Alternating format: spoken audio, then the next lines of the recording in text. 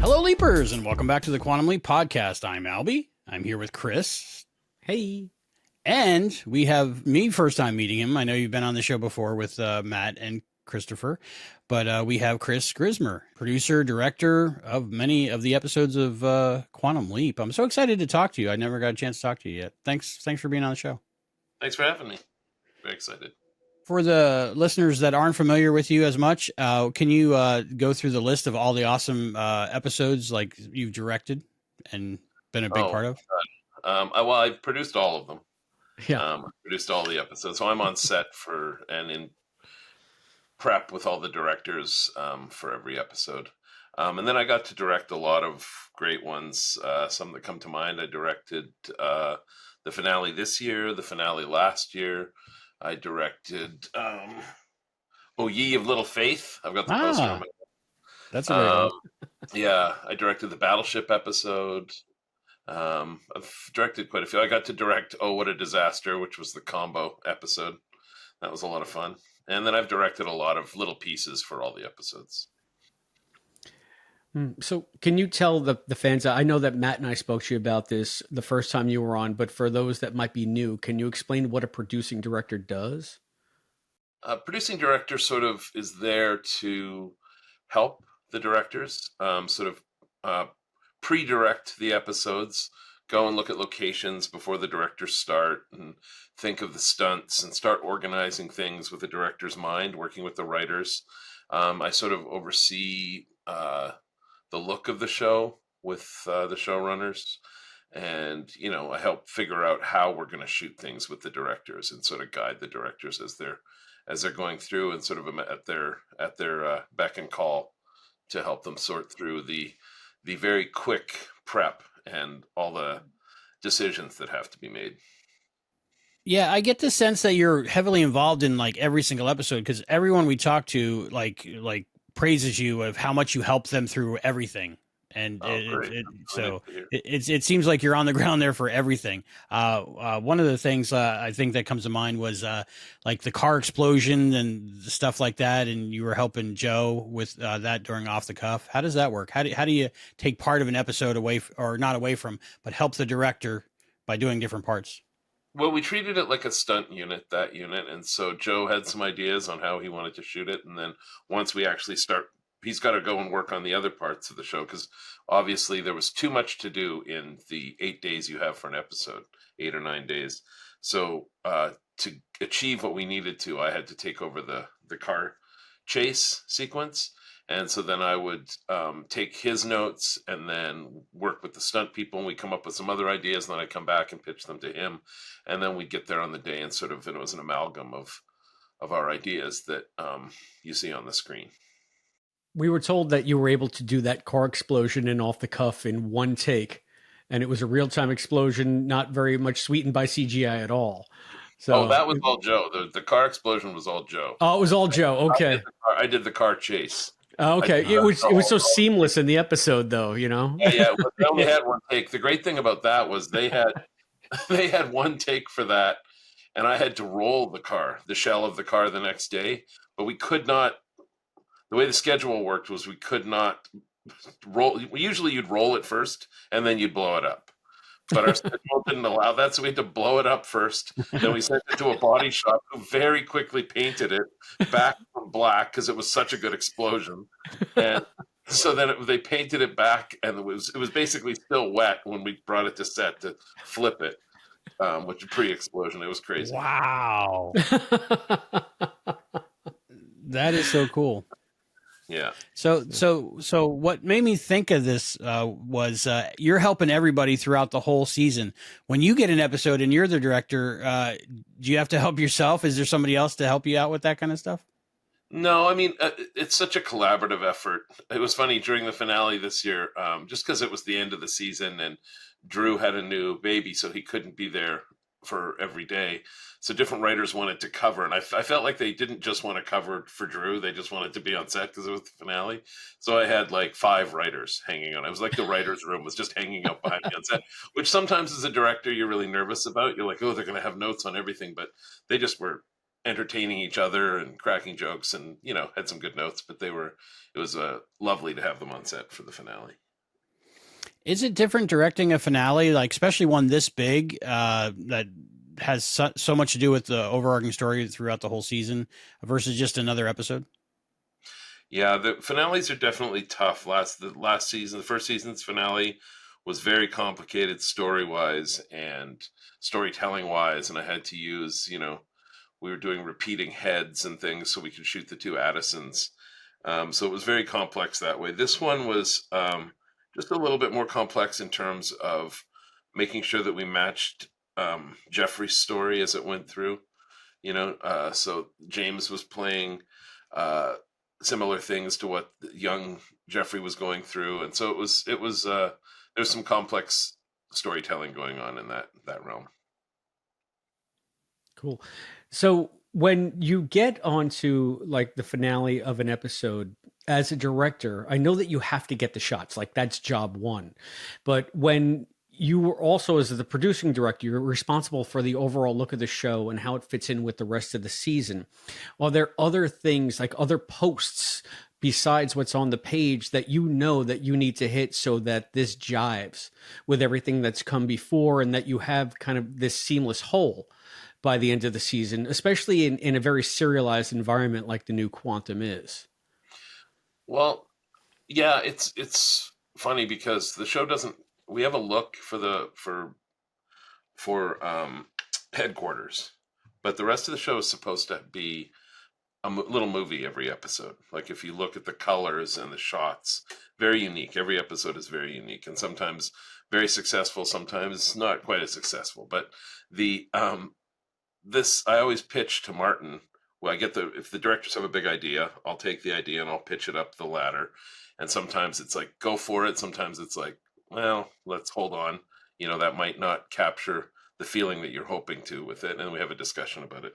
With this, I was lucky, both finales I've had, in the ship episode, for instance, I pitched Martin. I'm like, I want to do snap zooms. I want it to feel like you're on the ship with them and that you're, so we have like constantly handheld with little snap zooms throughout the whole thing. And some showrunners, Dean and Martin, are the exception, but a lot of showrunners would be like, that's a little dangerous. We haven't done that before. So with this finale, I wanted to, with the DP, we talked about using just slow 1970s zooms to sort of capture that. And we didn't do a lot of dollying. We did a lot of just slow zooms, like even on wide shots and master shots. So that was the look, and Martin and Dean said yes to that as well. So we were pretty lucky. You guys seem to be like a really great team. All the producers working together and the writers, and it's just like you watch other network TV shows and there's nowhere near as much work put in.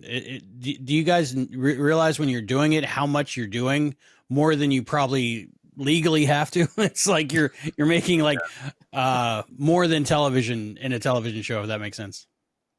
Yeah, no, it feels like that, and I'm usually the guy on shows that is trying to elevate things, and sometimes you feel like you're alone a little bit because people, like, it becomes like it just becomes a machine to some extent. And I think the producing director's job is to be there to be like, come on, let's try a little bit harder on this and we can make it a little bit better. You're sort of the cheerleader.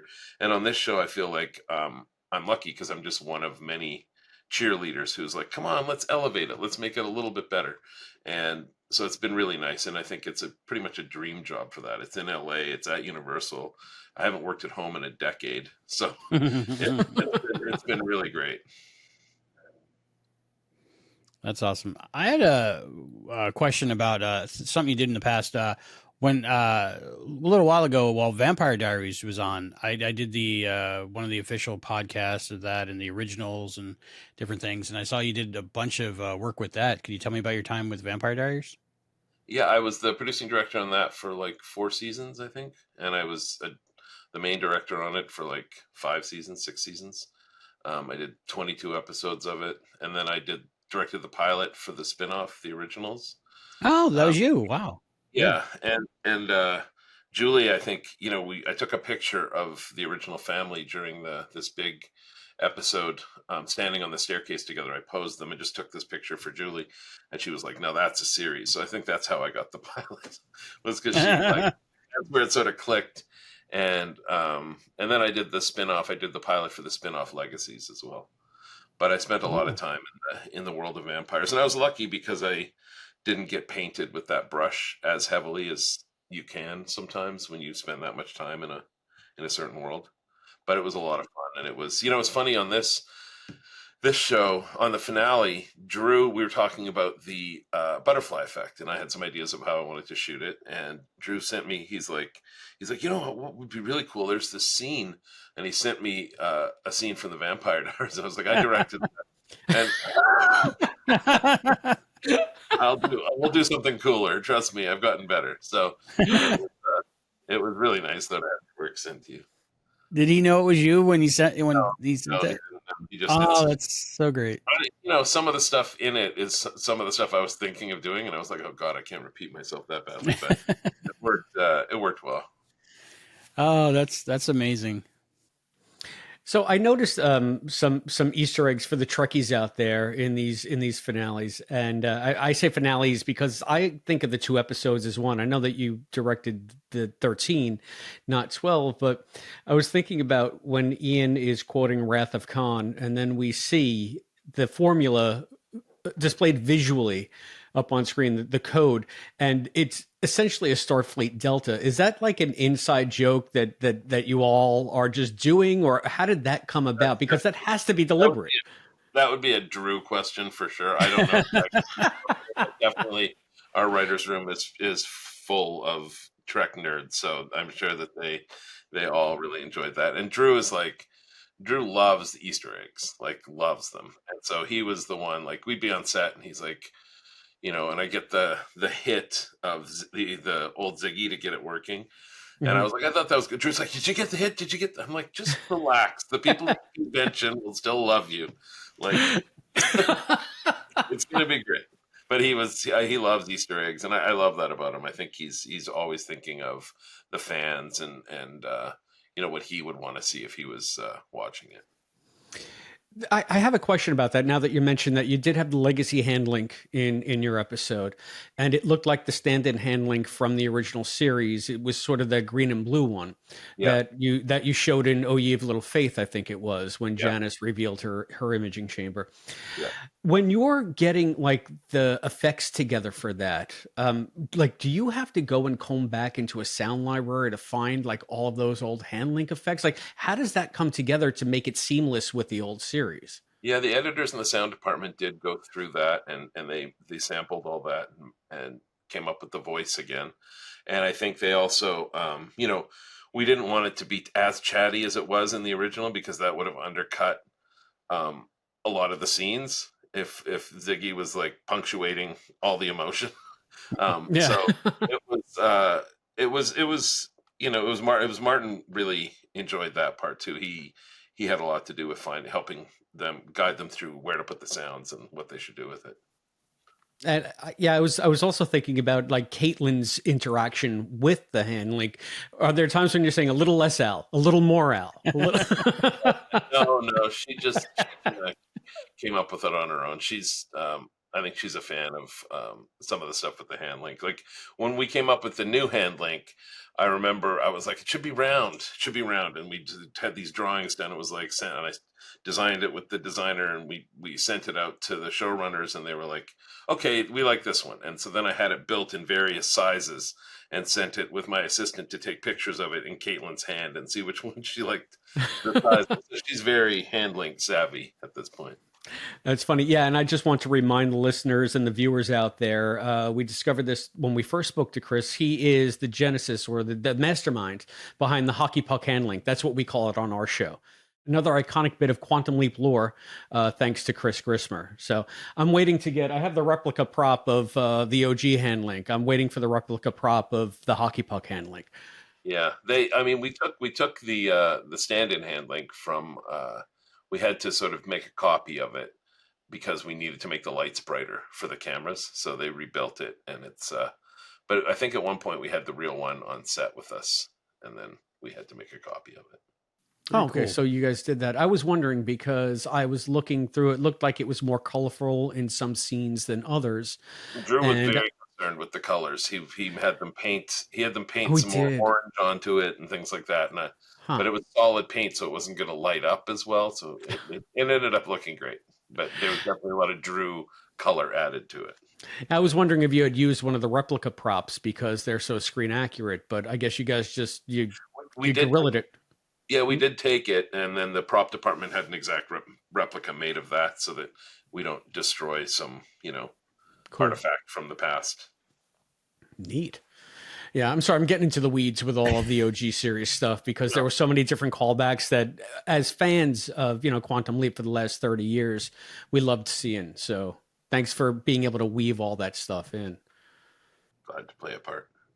Yeah, other teams might not care about the color orange of the particular part of the Handlink, but the fact that you guys do is I think one of the reasons why so many fans are digging this show right now. We were live tweeting along with all the fans on the socials while the episode was airing, and everybody was absolutely losing their mind.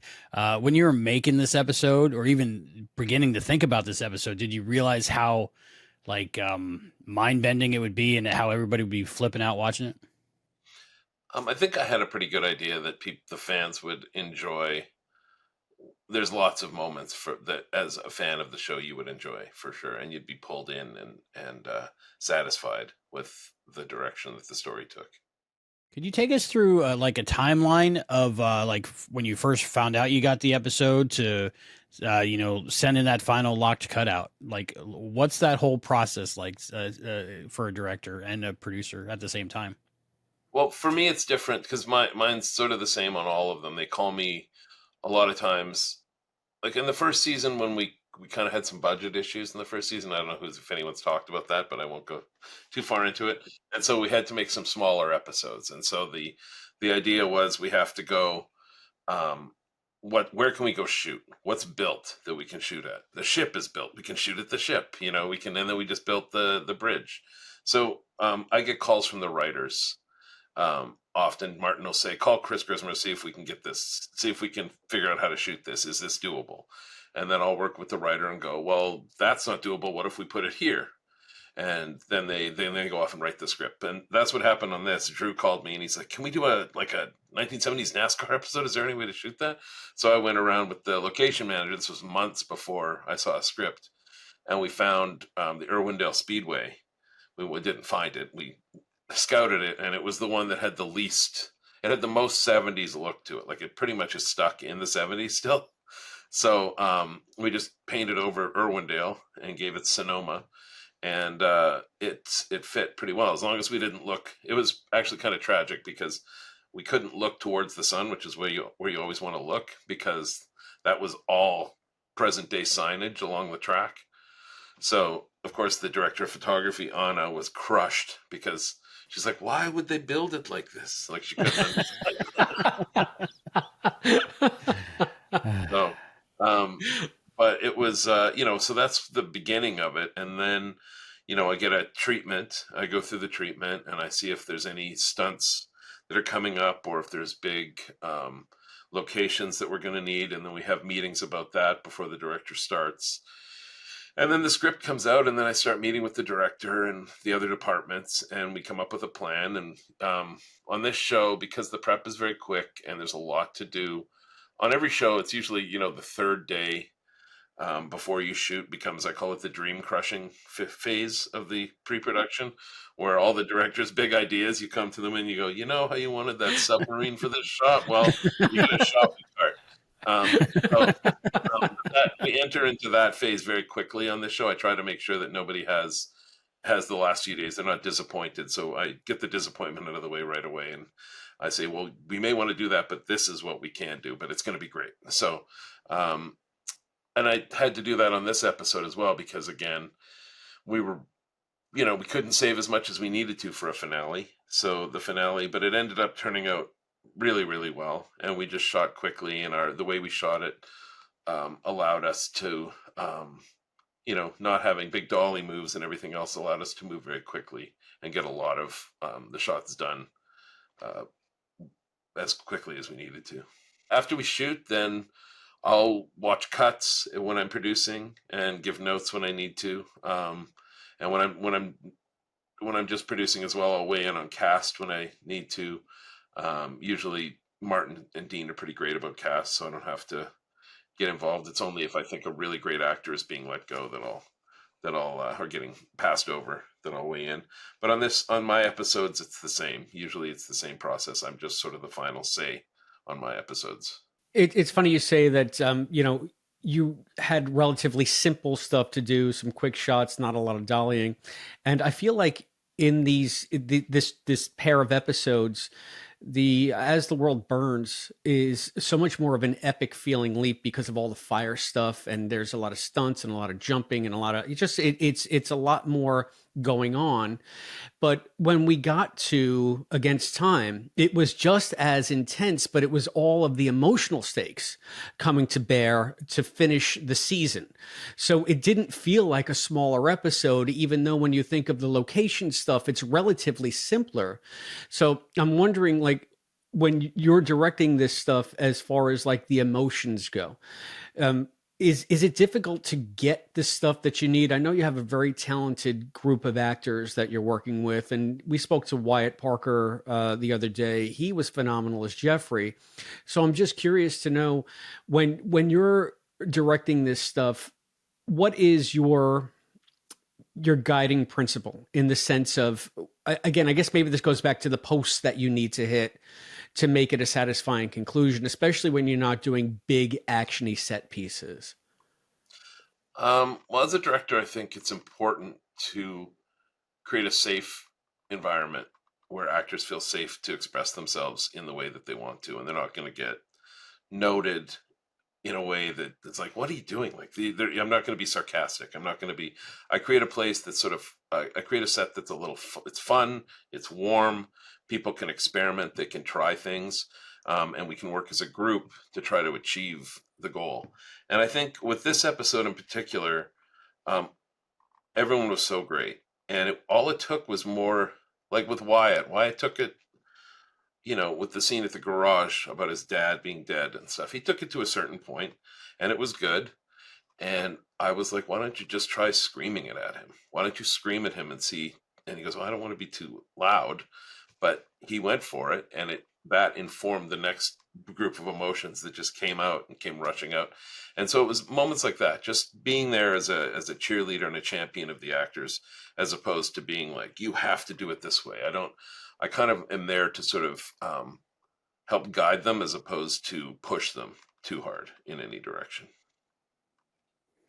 Yeah, I thought Wyatt was wonderful, and that part for such a young actor, like the episode could really live or die on his performance. Is that a lot of like stress going into this episode, or maybe the one before it?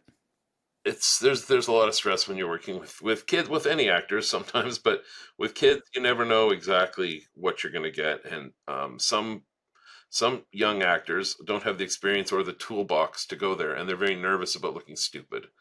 And so you have to make them feel as especially teen actors. They don't want to, they are at that age where it's hard to express yourself past your safety point.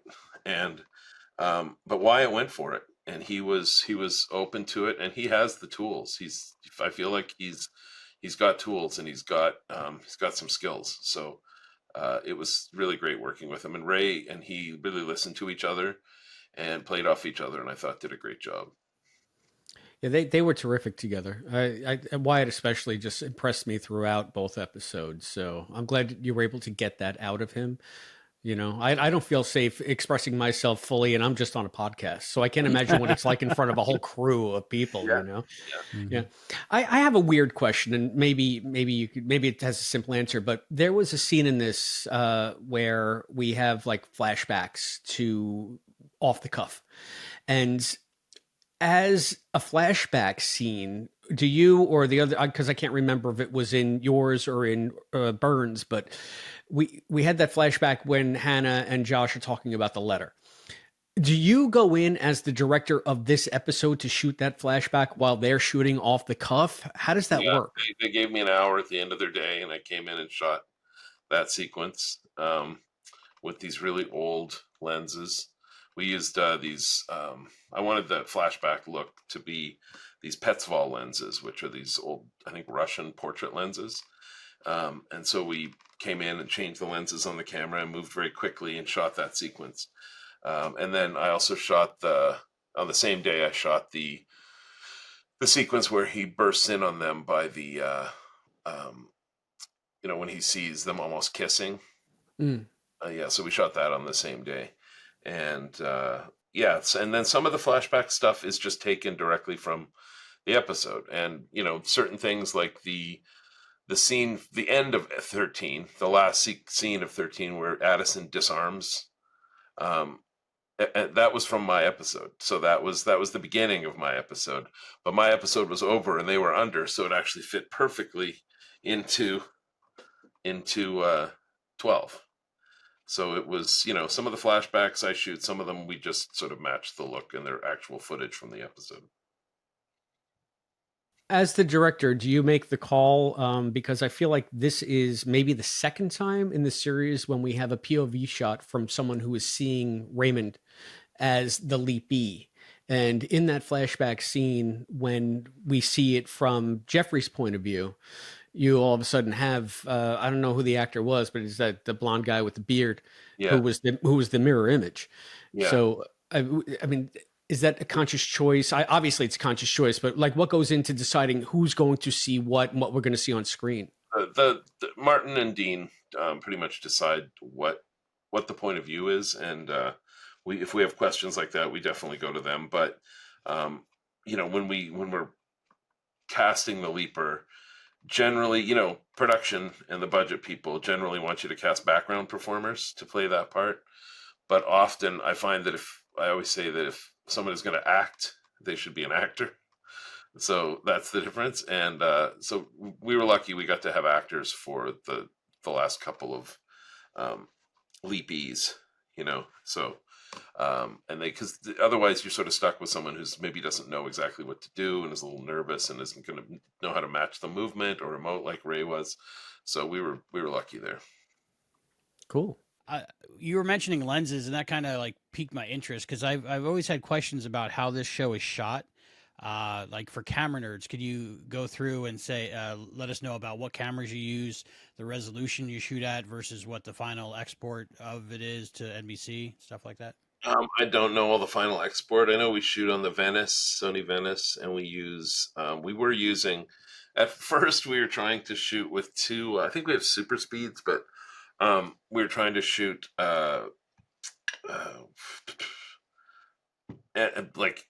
we're trying to shoot anamorphic for the HQ look because we would get more flares and things, and then we would shoot these super speeds, I guess, for the regular, leaps and stuff, and it just became cost prohibitive to carry anamorphics for 1 day an episode. It's money that could be better spent on the screen in other ways, so we ended up changing that about midway through season 1. But definitely, I'm a camera nerd. I collect. I have about 150 cameras. I shoot film mostly, and so Anna, our DP, is our ADP is a camera nerd as well, and so she and I have collaborated on a lot of things. And we wanted Ben and Hannah to have a look, to have something, and so when I first shot them, like in the diner, we started using these Canon dream lenses, and then that carried over into Egypt when I shot Egypt, and it kind of was super soft and beautiful, and it just it just feels like you're living, you're in present day, but that present day is it's already a memory. It just had that feeling. So we ended up using them, and then I wanted to do something story wise in the finale where we use the dream lenses. We stopped using them with Hannah and Ben, and suddenly for the last scene when they leap together, we would you start using the dream lenses with the two of them, and we get to that scene and we have the lens up and it looks like the most dreamy flashback, and I'm like, this is wrong. This is a good idea on paper, but it feels like this, you want it to be as real as possible. The whole point of it is that she is now tangible. She's running into people and they can see each other and they're in the flesh. So I saw it before we even rolled on it. I was like, get that lens off. So I'm an idiot for thinking of it, but yeah, we have a lot of fun, and Martin and Dean are open to all our crazy lens requests. So they're down for it. Oh, that's funny because it's something that, as you know, a viewer I'd never even think of. But now I'm thinking, oh, did you use that when you were doing Ye of Little Faith with the flashback scene with Beyond the Sea? Because that had a very dreamy quality to it as well when Ben and Addison are in bed. I turned that in because I shot it hoping to make it black and white. And I turned it in my director's cut in black and white. And Martin was like, no. Like NBC, apparently people, they've tested it. And if there's black and white portions of TV shows, people change the channel. So, it was wishful thinking that suddenly it would be able to go black and white. But we just ended up putting some filtration on it. It wasn't a lens. It was lots of atmosphere and everything else. But yeah, and then we used 1970s smoke filters for all the stuff for the finale, at the speedway and everything. That's why the lights are blooming the way they are. They're these filters that I ended up using on Prodigal Son when you couldn't use atmosphere during COVID. We did some tests with filtration, and we found that those bloom the lights the same way atmosphere does.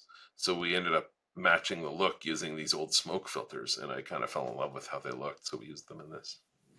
Just to elaborate, when you say atmosphere, do you mean like a smoke machine or some kind of smoke machines? You can't really use it around kids anymore either. So we had to be sparing with it when Wyatt was around.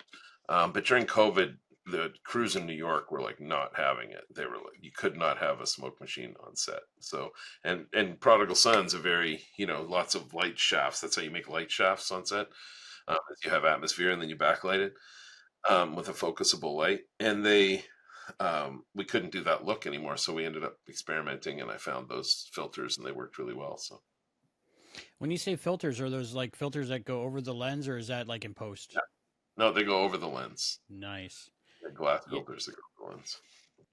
I definitely noticed the dreamlike quality when the shots with Ben and Hannah, and it reminded me of like maybe the original series of Star Trek when like Joan Collins is on or whoever Kirk's in love with that week, and you just have that like soft, and you feel it. It makes your emotions go there, I think. They used it with Kirk and Spock as well. They pulled they had some of the filtration on for their conversations. I feel like with Joan Collins, they just like smeared Vaseline over the lens. It was just so thick. It was ridiculous. Yeah. Over the glass for sure. Yeah. Was that a way to help with showing Hannah age as well? Because of course she couldn't be aged up as much as I think she was supposed to be as old as she was, but she looked more 4K, more high def than she did in the earlier episodes, like say The Diner, for example.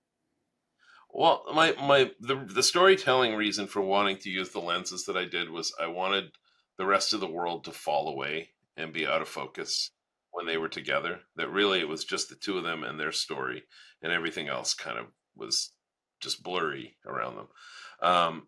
And yes, we did some tests where we were aging her up, and we had big weird 1970s glasses and gray hair, and it just didn't feel right. So we ended up not going. She has more wrinkles. That's maybe why she feels more 4K. They did some really subtle wrinkle work on her and some aging, some age spots and things like that. And, so she is older, but when she says like, do I look very old? I'm just like, no, you don't. But yeah. I was thinking she was, we're just seeing her through Ben's eyes, and Ben sees her. Oh yeah, that's a good. Time. That's what it is. That's what we meant. Yeah. A friend of mine texted me, and he said Hannah's either a vampire or a Highlander, but she still looks great. Yeah.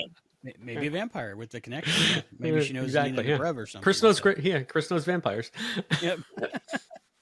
Because I think from one of the shots I saw like maybe behind Hannah, and I think it was in the fire episode, and it looked like her hair was almost gray or something. It's probably because of the smoke or something, but it was almost like an outside perspective that she actually is that much older for a half second. Yeah, no, I think they did do some stuff to her hair, and there was wrinkles, and we didn't light her as soft. I think they took some of the filtration out, so we tried to help as much as we could. Took it just to the brink. Yeah, I have to think that aging stuff in this environment is so tricky now because when you have Scott Bakula as his father, you can put on the weird, latex appliances and everything because you know it's going to be stepped down to a 4:3 tube TV resolution. Yeah. Whereas now, everything that you do probably has to be so subtle. It must be much more difficult now to convincingly age someone. Well, you can use VFX very, pretty well. You can put HDR filters on and sort of draw out more of the wrinkles in their face. So there's ways to do it, but again, it's hard to. I don't think if we had made her like look very, very old, I don't think it would have worked for their story. Mm-hmm. To have him. I think maybe it would have, but you only a couple of scenes with them, and I feel like we wanted to. It's almost like this is how we want to remember them. Mm-hmm. Yeah. Yeah, for most of the season, I was like predicting and thinking that Ben would see her when she's like 95, like in an old folks home or something. And I was like, it could be romantic, like like The Notebook or something. I don't know. Yeah. Are there any shots or stuff you wanted to get in an episode that you saved for the finale, or stuff you still want to do that you haven't quite got there? I think I sort of treat every episode differently. Like I always try and figure out what's the heart of the subtext of the story and how can I express that. So I don't really save up shots in my head.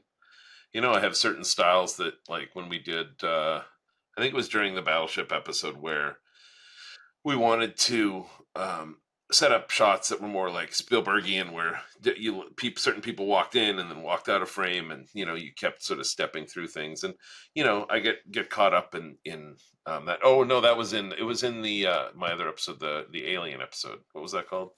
That was called Closure Encounters. That's when we first spoke to you. Yes. Because you were talking about your X-File pedigree. Yeah. And so that was one where we, I had certain shots that I loved that I tried to drag in. But with this one, I just knew I wanted to sort of mimic sort of the subtle 1970s, like zoom and the way that they set up some of the framing. So did a lot of architectural framing and things like that. Cool. Yeah, I just love how this show really cares about the look, and like every decade seems to have its own look, and they all match with the overall show. And yet, when you're in the '70s on Quantum Leap, you're in the '70s on Quantum Leap. Yeah, that's one of the first conversations we have with directors is, we tell them this is your movie, express it the way you want to, and don't be cliche about it. Like don't, if you're gonna be if we shoot an episode in Mexico, don't make it all sepia and brown the way that what I mean, the way that Hollywood does. But we sort of give them that freedom to express themselves and come up with a look that tells the story. Who has to be the adult in the room when something is just not going to work, and it's not going to work, and you have to like crush the dreams? I'll usually take the bullet, and then if the bullet still, if they still want a few other shots, I'll either pretend to get on the phone with Martin, or I'll get on the phone with Martin. No, he doesn't want to do it either. But I try not to wield the Martin and Dean words too often. I think usually me saying no is enough for the most part. There's been a few times when it wasn't enough, so I went and got another bag of no's and brought it and dumped it on the table. Thank you. As someone who manages people, I'm going to use bag of no's from now on because, sorry, it's a bag of no's. What do you want me to do with it? And it's very rare that you have to do that. It just, every once in a while, director's so obsessed with one thing that isn't going to work. So I'm going to give myself a big bag of no's right now. And I want to ask you so many more things, but I know that we also have you slated to appear with the writer of this episode, Drew Lindo, to do a commentary track. And I feel like if we go any further with some of this, we might steal some of the thunder from describing the individual scenes. So I guess just in way of wrapping up this part of the interview, are there any aspects of the shoot that we haven't touched upon that really impressed you or that surprised you being that it was the season 2 finale. Anything that maybe was on the page that transcended itself or wasn't there but manifested itself in the process? I think I didn't expect that I would cry on set a few times, that I would tear up on set. Mostly Ray and Caitlin got me, and then I didn't expect that I would tear up in the the World War section at the end, but it got me. So See, that's you think you're cynical, but then all of a sudden you have 2 actors, and they heart comes alive. Right. It grew 3 sizes that day. So it's funny. I was watching the screener, and my wife keeps looking over at me, and I said, she's, how was Quantum? I said, it was good. She said, yeah, it was good. You were gasping. I saw you were crying a little bit. So whatever you guys did, it worked. So congratulations, honestly, on a fantastic finale and just a terrific season overall. Oh, well, thank you so much. It was a real pleasure to work on. And thank you, Chris Grismer, for being with us again on the Quantum Leap podcast. Always an open door. Thanks for having me.